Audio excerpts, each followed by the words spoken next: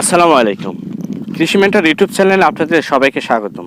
সুপ্রিয় দর্শক, আজ আমি আপনাদের রমজানকে টার্গেট করে 10টি উচ্চমূল্যের সবজির সাথে পরিচয় করিয়ে দেব, যেগুলো কৃষিক্ষেত্রে বিপ্লব ঘটাতে পারে। কারণ 2024 সালে বন্যাজনিত কারণে এবং অতিমাত্রার বৃষ্টিতে সবজিতে এবং বিভিন্ন ফসলে ব্যাপক ক্ষয়ক্ষতির কারণে বর্তমান সবজির দাম বেশি। তাতে করে বিভিন্ন মহল, বাজার বা যারা ক্রেতা, তাদের সাথে বিভিন্ন মতদ্বন্দ্বের বিরোধ চলছে। আসলে বর্তমান বাজার কৃষি পর্যায়ে যেভাবে কৃষকরা বিশেষ করে শোষিত হচ্ছে, তাতে করে দেখা যাচ্ছে যে কৃষকের জায়গার বা তাদের অভিযোগ করার বা যাওয়ার কোনো জায়গা নেই। কারণ সার সিন্ডিকেটের কারণে কিন্তু বর্তমান প্রচুর পরিমাণে বিভিন্ন কৃষক এই বিভিন্ন চাষ থেকে মুখ ফিরিয়ে নিচ্ছে। কারণ তিনারা ফসল ফলানোর আগে জমিতে যে চাষ বা জমির যে সার ব্যবস্থাপনা আছে, সে ব্যবস্থাপনা বিভিন্ন সার যে ডিলার পয়েন্টগুলো রয়েছে তিনাদের কাছ থেকে বাকি নেন। বাকি নেওয়ার ক্ষেত্রে দেখা যায় ডিলার পয়েন্টে সার প্রতি 2 টাকা তো বেশি নেয়ই বাকি নেওয়ার কারণে, 6 মাসের বাকির জন্য। কারণ তার সে ফসল তুলে তারপরে কিন্তু সে ধার দেনাটা বা সারের যে বাকিটা সেটা পরিশোধ করে। তো সেখানে দেখা যাচ্ছে যে কৃষক সব জায়গায় অবহেলিত হয়। কারণ এই যে এখন বর্তমান যে সারের যে ঊর্ধ্বগতি চলছে বা যে সারের যে সিন্ডিকেট চলছে, এটা দেখার কেউ নাই। সব মনে করেন বা আপনারা জানেন যে সব কৃষকরাই লাভ করে নিচ্ছে। আপনারা যদি মাঠ পর্যায়ে আসেন বা দেখেন যে কৃষকের আহাজারি, তাহলে আপনারা বুঝতে পারবেন যে এই যে বর্তমান সবজির যে দাম যে ঊর্ধ্বগতি যাচ্ছে, এটার কারণ কি। সুপ্রিয় দর্শক, আমি এখন সেদিকে যাচ্ছি না। পরবর্তী কোনো ভিডিওতে আমি সব কিছু তুলে ধরার চেষ্টা করব। কিন্তু আজকে রমজানকে টার্গেট করে আমাদের কৃষক ভাইরা যারা আছেন, তারা রমজানকে টার্গেট করে কিছু উচ্চমূল্যের সবজির সাথে তো পরিচয় করে দেবো। আশা করি ভিডিওটি আপনারা শুরু থেকে শেষ পর্যন্ত দেখবেন। আমরা উচ্চমূল্যের রমজান টার্গেট করে উচ্চমূল্যের যে ফসলের মধ্যে আমরা 1 নম্বরে রেখেছি, সেটা হচ্ছে চিচিঙ্গা। চিচিঙ্গা বাজার দর কিন্তু সবসময় ভালো থাকে। আর এই চাষটা সবাই আহামরি অতটা করে না। যাদের 5 কাঠা বা 5 শতক বা 17 শতক বা 30 শতক 1 বিঘা যাদের জমি আছে, তারা কিন্তু এই চাষটা অল্প অল্প মাত্রায় করে থাকে বাজার খরচ করার জন্য। কিন্তু আপনারা জেনে অবাক হবেন, এটা কিন্তু বাজারে প্রচুর চাহিদা থাকে এবং এই চাহিদা থাকার কারণে ওটা যেহেতু কম চাষ হয়, যার কারণে চাহিদা থাকে এবং এটার বাজার মূল্য খুব ভালো থাকে।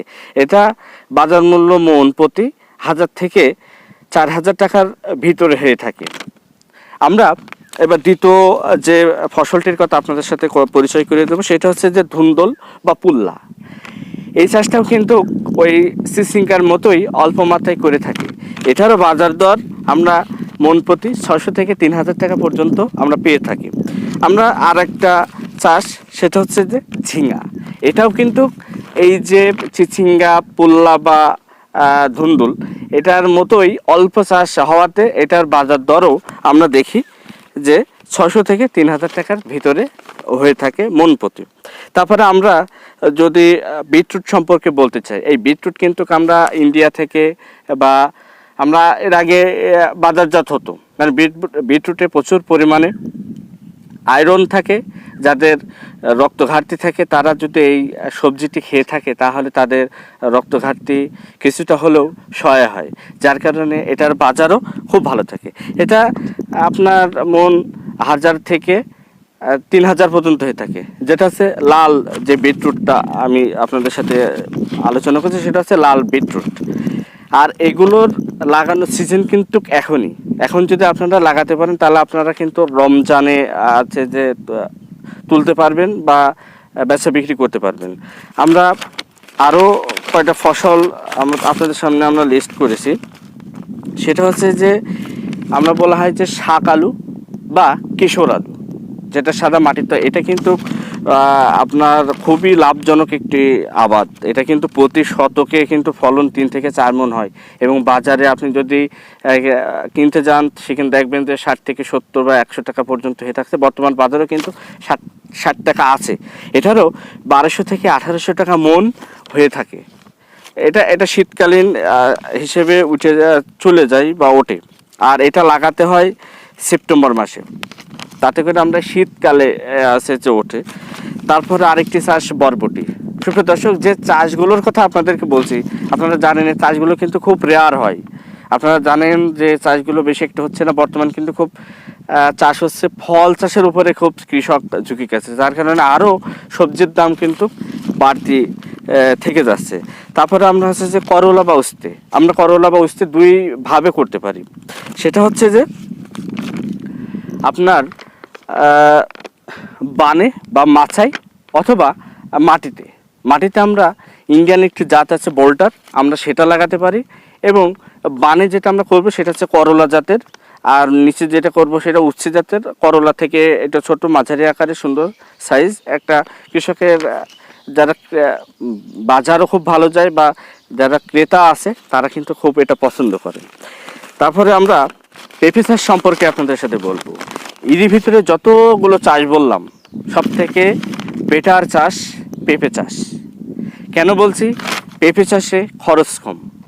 আমি যদি আপনার 10 কাঠা, যেটা 17 শতক জমির একটা হিসাব যদি বলি, তাতে করে দেশি পেঁপোতে সব থেকে বেশি লাভ। কারণ দেশি পেঁপোতে আপনারা বিঘা প্রতি 6,000 টাকা, 17 শতকে 6,000 টাকা খরচ হয়।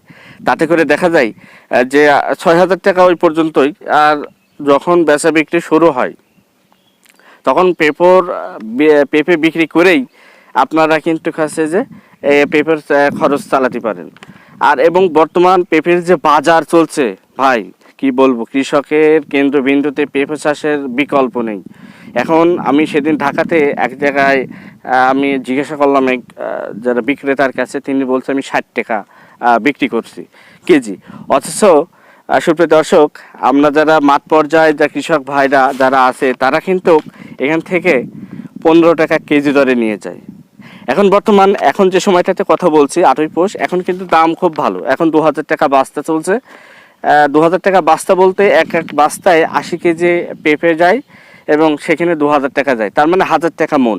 পেঁপে চাষ যদি লাগানো হয় তাহলে আপনার পেঁপে চাষটা লাগাতে হয় বিশেষ করে মাঘ ফাল্গুন চৈত্র মাসের ভিতরে লাগিয়ে শেষ করতে হয়, এবং এটি 1 থেকে 3 বছর পর্যন্ত একাধারে চাষ হয়।